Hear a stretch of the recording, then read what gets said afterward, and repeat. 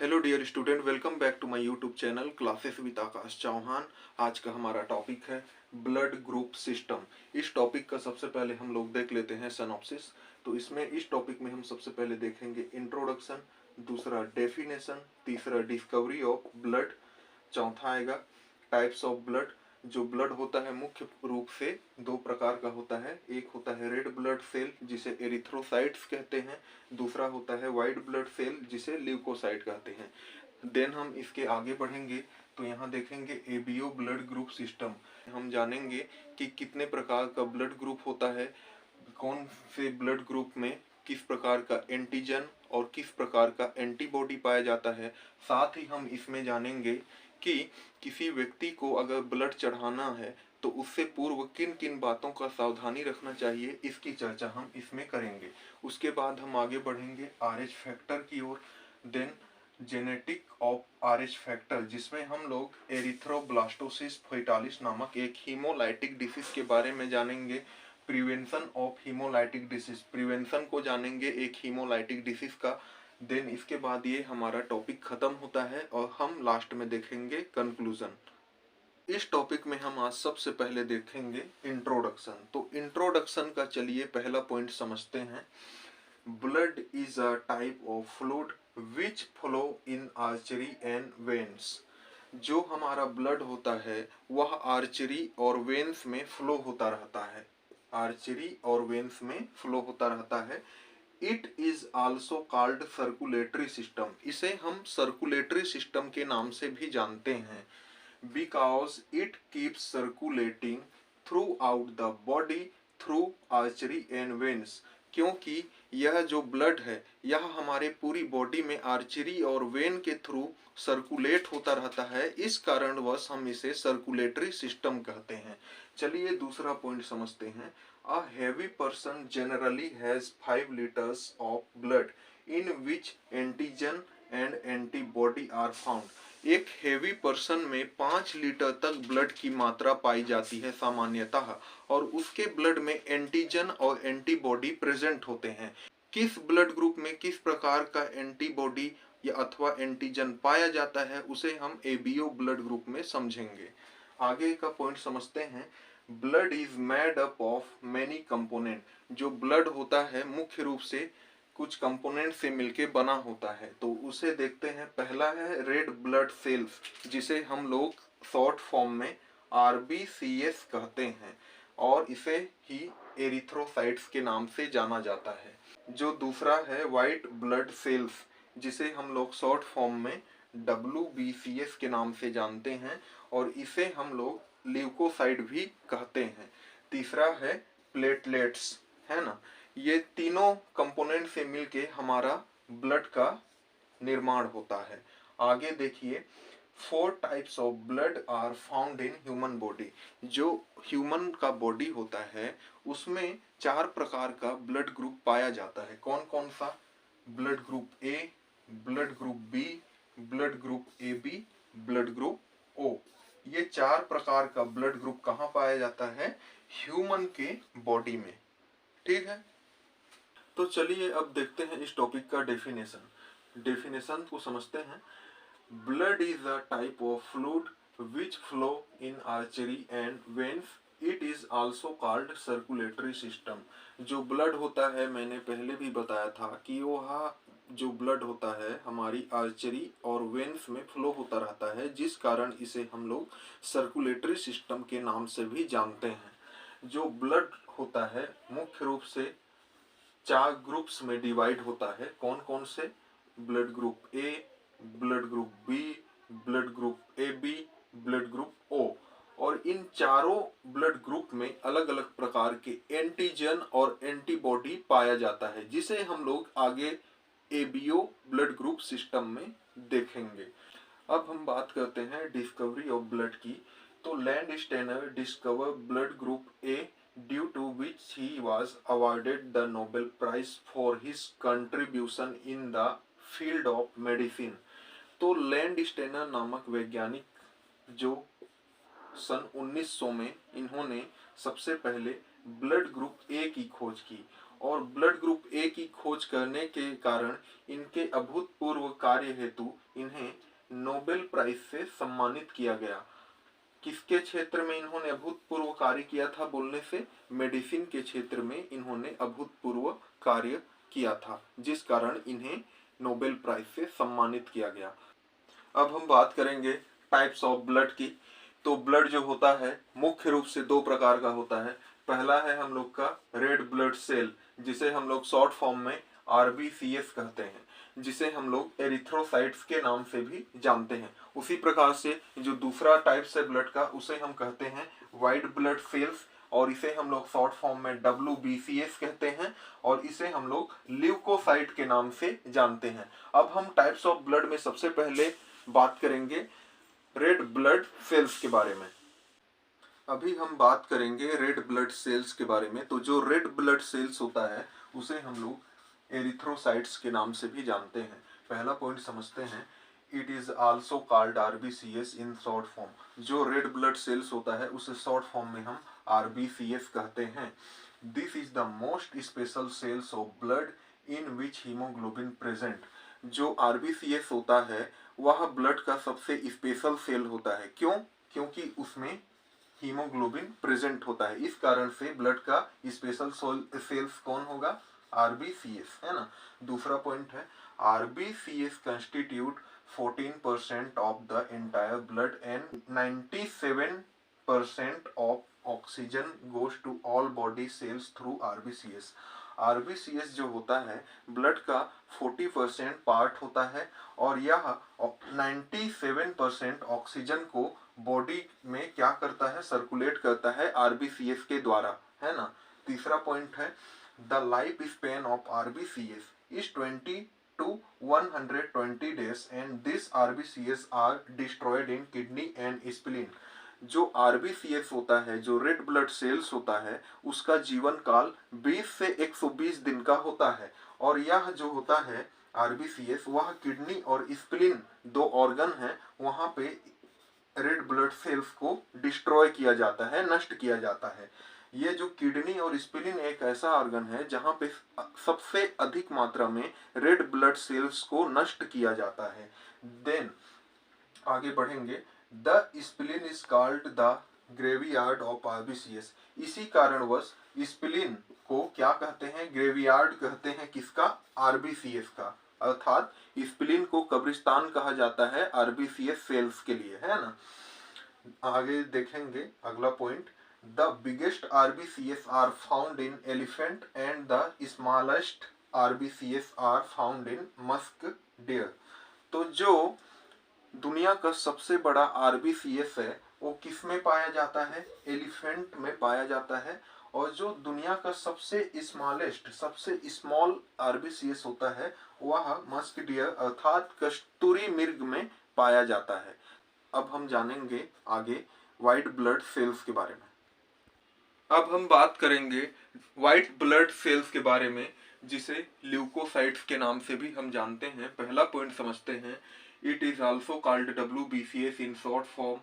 It is a cell of the immune system that protect the body from infectious disease and external harmful substance। जो white blood cells होता है उसे हम लोग short form में WBCS के नाम से जानते हैं।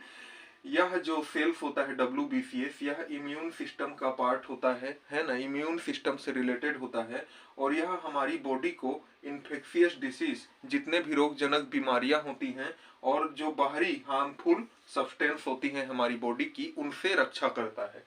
दूसरा पॉइंट समझते हैं, WBCS are produce in the bone marrow and produce antigen and antibody which participate in the immune system। जो WBCS होता है उसका निर्माण कहाँ पे होता है? बोन मैरो में WBCS का निर्माण होता है, और जो WBCS होता है वह एंटीजन और एंटीबॉडी का निर्माण करता है, जो कहाँ पे पार्टिसिपेट करती हैं? जो कहाँ पे पार्टिसिपेट करती हैं? इम्यून सिस्टम में पार्टिसिपेट करती हैं एंटीजन और एंटीबॉडी, ठीक है। तीसरा पॉइंट समझते हैं, the antibody once formed is not destroy throughout life, that is why WBCS are also called the bodyguard of the body.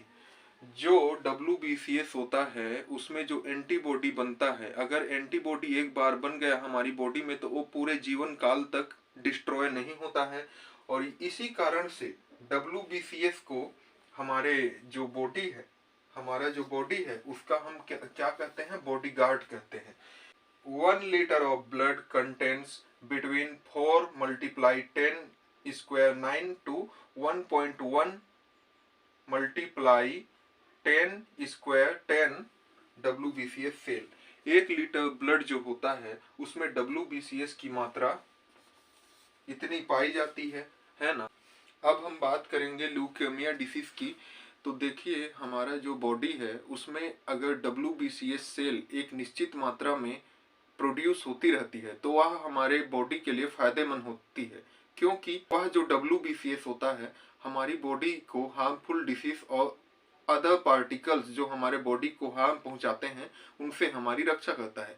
लेकिन अगर WBCS एक निश्चित मात्रा से भी अधिक मात्रा में हमारी बॉडी में प्रोड्यूस होने लगे तो वह ल्यूकेमिया प्रोड्यूस करेगा हमारी बॉडी में। ल्यूकेमिया का मतलब होता है ब्लड कैंसर, अर्थात हमारी बॉडी में अगर व्हाइट ब्लड सेल्स की मात्रा अधिक हो जाती है तो वह ल्यूकेमिया का कारण बन सकती है हमारी बॉडी के लिए। अब हम बात करेंगे एबीओ ब्लड ग्रुप सिस्टम के बारे में। क्या होता है एबीओ ब्लड ग्रुप सिस्टम? पहला पॉइंट समझते हैं। On the basis of presence and absence of antigen and antibody, blood in human being is divided into 4 groups A, B, AB, O। Antigen और एंटीबॉडी के प्रेजेंस और absence के base पर blood को human being में 4 group में divide किया गया है। जैसा कि हमें पता है 4 ग्रुप्स ब्लड के कौन कौन से हैं, blood group A, blood group B, blood group A B और ब्लड ग्रुप ओ, है ना। अब इस चारों ब्लड ग्रुप को एंटीजन और एंटीबॉडी के बेस पर डिवाइड किया गया है ना। चारों ग्रुप में अलग अलग प्रकार के एंटीजन और एंटीबॉडी पाया जाता है, इसके कारण उनको डिवाइड किया गया है अलग अलग ब्लड ग्रुप में। देखते हैं इस चार्ट में, यहाँ पे देखिए ब्लड ग्रुप है, एंटीजन है और एंटीबॉडी है। तो जो ब्लड ग्रुप ए होता है उसमें एंटीजन ए पाया जाता है और एंटीबॉडी बी पाया जाता है। उसी प्रकार से जो ब्लड ग्रुप बी होता है उसमें एंटीजन बी पाया जाता है और एंटीबॉडी के स्थान पे ए पाया जाता है ना। अब हम बात करेंगे ब्लड ग्रुप ए बी के बारे में। तो ए बी ब्लड ग्रुप में एंटीजन ए और बी पाया जाता है, ए और बी दोनों पाया जाता है एंटीजन के रूप में, और जो एंटीबॉडी होता है वह अब्सेंट होता है।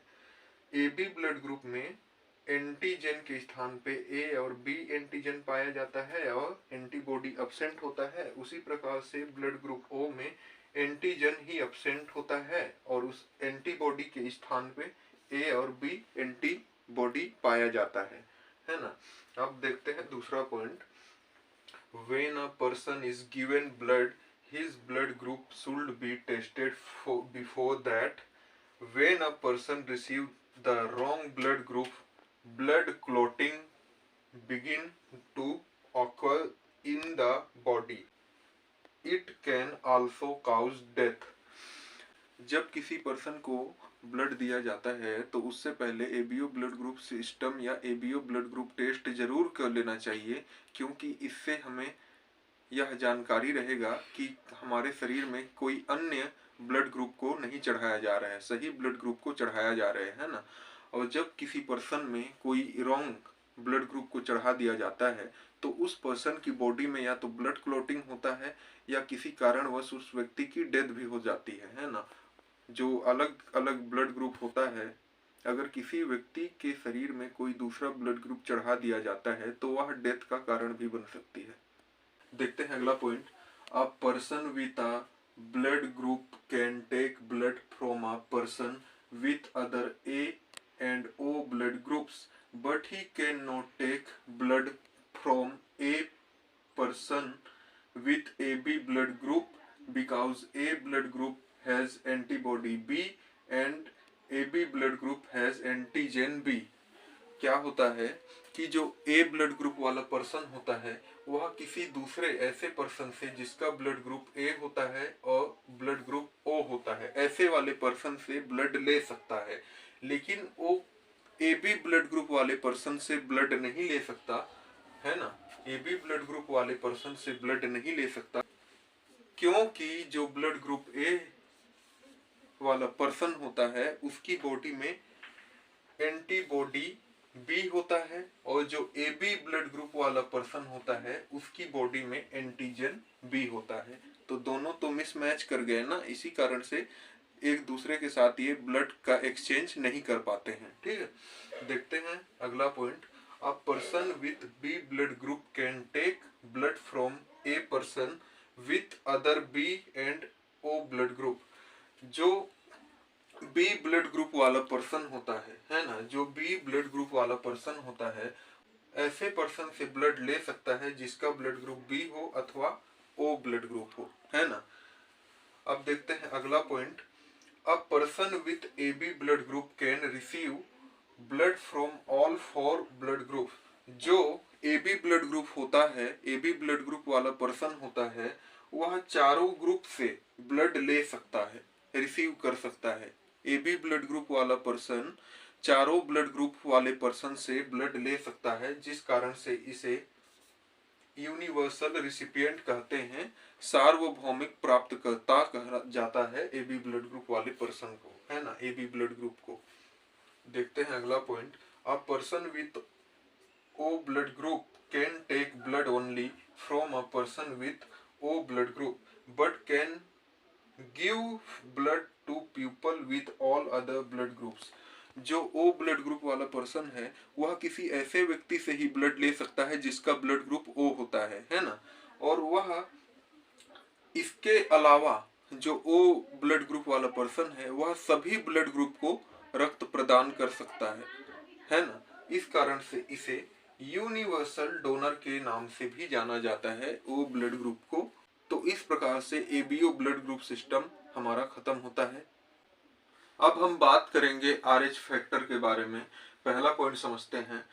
Landsteiner and Vanern discover a special type of gene in the RBCs of the rhesus monkey, and since this factor was first discovered in the rhesus monkey, it was given the name rhesus factor and RH factor.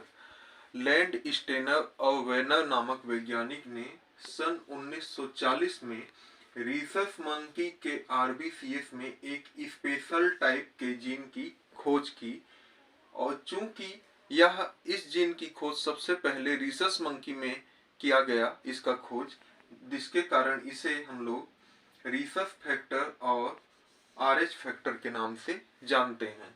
दूसरा point समझते हैं। RH factor is present in some humans which is not found in other. जो RH factor होता है वह कुछ human में पाया जाता है और बाकी में यह नहीं पाया जाता है। तीसरा पॉइंट है, on the basis of RH factor humans have been divided into two groups. जो RH फैक्टर है उसे ह्यूमन द्वारा दो ग्रुप्स में डिवाइड किया गया है। पहला है RH पॉजिटिव, दूसरा है RH नेगेटिव। अगला पॉइंट समझते हैं। RH positive person RBCS contain RH antigen but RH negative person RBCS have RH antigen absent. जो RH पॉजिटिव वाला पर्सन होता है उसकी बॉडी में RH एंटीजन पाया जाता है ना, RH एंटीजन प्रेजेंट होता है, लेकिन जो RH नेगेटिव वाला पर्सन होता है उसकी बॉडी में RH एंटीजन क्या होता है, एब्सेंट होता है। अब हम देखेंगे RH फैक्टर का अगला पॉइंट। अब हम देखेंगे अगला पॉइंट। यूरोपियन कंट्री में 85% RH पॉजिटिव वाले ह्यूमंस पाए जाते हैं और बाकी के जो 15% ह्यूमन हैं वो RH नेगेटिव वाले ह्यूमंस होते हैं। उसी प्रकार से अगर हम इंडिया की बात करें तो इंडिया में 93% RH पॉजिटिव वाले ह्यूमंस पाए जाते हैं और बाकी के 7% RH नेगेटिव वाले ह्यूमंस होते हैं, है ना, इंडिया में। अब हम बात करते हैं चाइना की। तो चाइना में सबसे अधिक मात्रा में RH पॉजिटिव ह्यूमंस पाए जाते हैं, अर्थात 99.5% मात्रा में RH पॉजिटिव वाले ह्यूमंस हैं वहाँ पे, और बाकी के 0.5% RH नेगेटिव वाले ह्यूमंस चाइना में मौजूद हैं। तो सबसे अधिक RH पॉजिटिव वाले जो ह्यूमंस हैं वो चाइना में बिलोंग करते हैं, और दूसरे नंबर पे है इंडिया, और तीसरे नंबर पे है आता है हमारा यूरोपियन कंट्री, है ना। अब देखते हैं हम अगला point. RH antigen is not a natural antibody and can be produce artificially. जो RH एंटीजन होता है, RH एंटीजन होता है, वह नेचुरल एंटीबॉडी नहीं होती है, कोई भी प्राकृतिक एंटीबॉडी नहीं होती है, उसे हम लोग आर्टिफिशियली रूप से प्रोड्यूस कर सकते हैं, है ना। अगला पॉइंट समझ लेते हैं। RH antibody can be produce by a RH negative person when he receive blood from a RH positive person.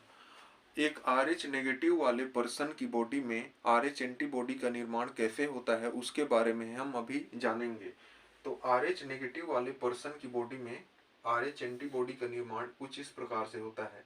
एक RH पॉजिटिव वाले पर्सन की बॉडी से ब्लड की थोड़ी सी मात्रा को अगर हम लोग RH नेगेटिव वाले पर्सन की बॉडी में चढ़ा दें या उसे डोनेट कर दें, तो उसकी बॉडी में RH एंटीबॉडी का निर्माण होता है, और यह जो एंटीबॉडी होता है वह लाइफ टाइम तक डिस्ट्रॉय नहीं होता है, अर्थात लाइफ टाइम तक उसका वो जो एंटीबॉडी होता है वह उसके शरीर में प्रेजेंट रहता है। तो इस प्रकार से हमने जाना RH फैक्टर के बारे में। अब हम बात करेंगे जेनेटिक ऑफ RH फैक्टर की। पहला पॉइंट समझते हैं।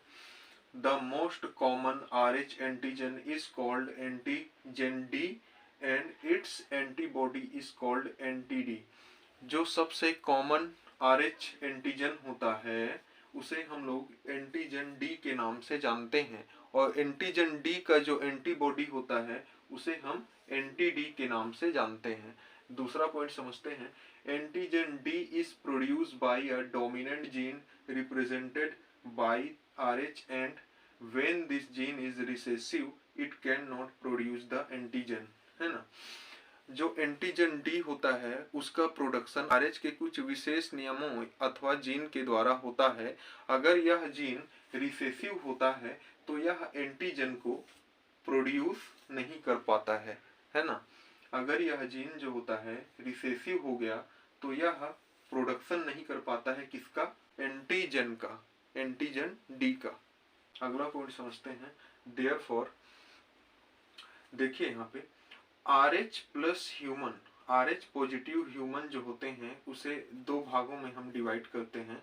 होमोजाइगस डोमिनेंट, ये देखिए होमोजाइगस डोमिनेंट, और हेटेरोजाइगस डोमिनेंट, इस प्रकार से। और जो RH नेगेटिव ह्यूमन होते हैं चाहे वो महिला हो या पुरुष हो उसे हम लोग होमोजाइगस रिसेसिव कहते हैं, ठीक है। अब हम देखेंगे अगला पॉइंट को। Bye knowing the blood group type of parents, the blood group type of children can be easily known। अगर हम किसी पेरेंट्स के ब्लड ग्रुप को पता लगा सकते हैं तो उनके चिल्ड्रन के ब्लड ग्रुप को भी आसानी पूर्वक पता लगा सकते हैं। दूसरा पॉइंट समझते हैं। The foetus of RH negative mother homozygous recessive and RH positive father homozygous dominant is RH positive.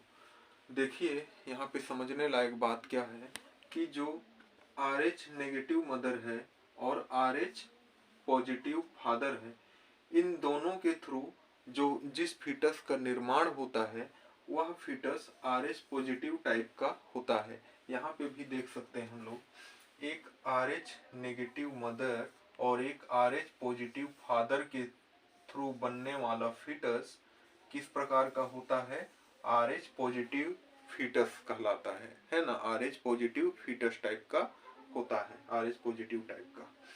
अब देखते हैं हम इसमें एक डिसीज के बारे में जिसे हम कहते हैं एरिथ्रोब्लास्टोसिस फोइटालिस, है ना। क्या होता है ये डिसीज, कैसा होता है, इसका प्रोसेस देखते हैं। तो देखिए यहाँ पे RH पॉजिटिव फीटस है, किसके थ्रू इस फीटस का निर्माण हुआ है? RH नेगेटिव मदर और RH पॉजिटिव फादर के थ्रू RH पॉजिटिव फीटस का निर्माण हुआ है।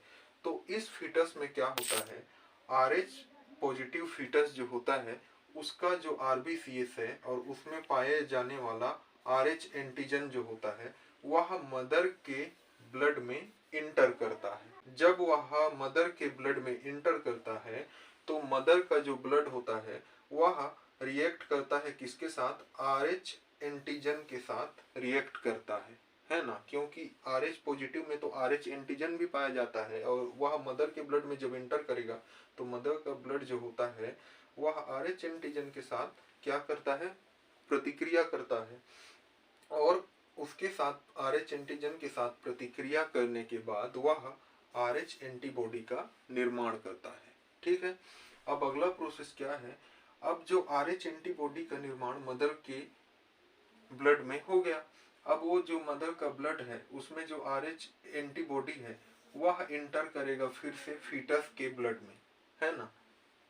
फिर से मदर के ब्लड में जो RH एंटीबॉडी है वह इंटर करेगा फीटस के ब्लड में, और जब यह RH एंटीबॉडी फीटस के ब्लड में इंटर करेगा तो फीटस की बॉडी में जितने भी RH एंटीजन प्रेजेंट होंगे उसे डिस्ट्रॉय कर देगा और फीटस का जो RBCS होगा उसे भी डिस्ट्रॉय करने का कार्य करता है। कौन? मदर से मिलने वाला एंटीबॉडी, RH एंटीबॉडी, है ना।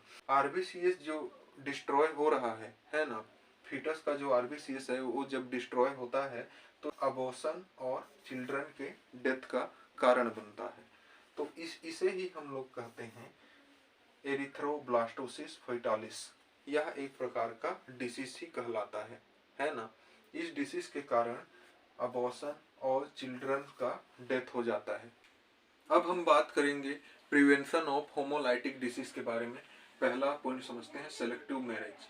देखिए, सेलेक्टिव मैरिज का अर्थ यह होता है कि एक RH नेगेटिव फीमेल को एक RH नेगेटिव मेल के साथ ही मैरिज करना चाहिए, जिससे वे अबॉर्शन और जितना भी फीटस का जो डेथ होता है उससे बच सकते हैं। दूसरा है एंटी-डी इंजेक्शन। देखिए, जन्म के तुरंत बाद ही शिशु को क्या देना चाहिए? एंटी-डी का इंजेक्शन देना चाहिए, जिससे इस डिसीज से बचा जा सकता है। तीसरा पॉइंट है एक्सचेंज ट्रांसफ्यूजन।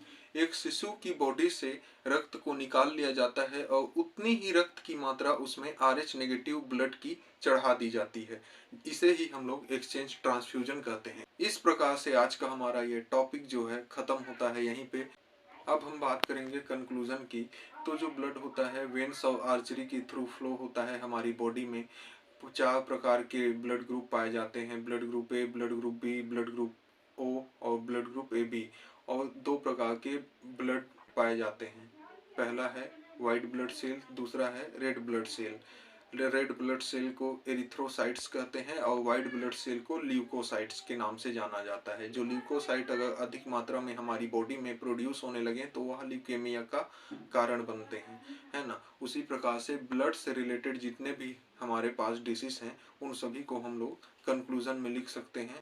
इस प्रकार आज का हमारा यह टॉपिक खत्म होता है। अगर यह वीडियो पसंद आई होगी तो इस वीडियो को लाइक कर दीजिएगा, मेरे channel classes with Aakash Chauhan को सब्सक्राइब कर दीजिएगा और बेल आइकन को प्रेस कर दीजिएगा, जिससे आने वाली वीडियो की नोटिफिकेशंस आपको जल्दी ही मिल जाए। Thank you students.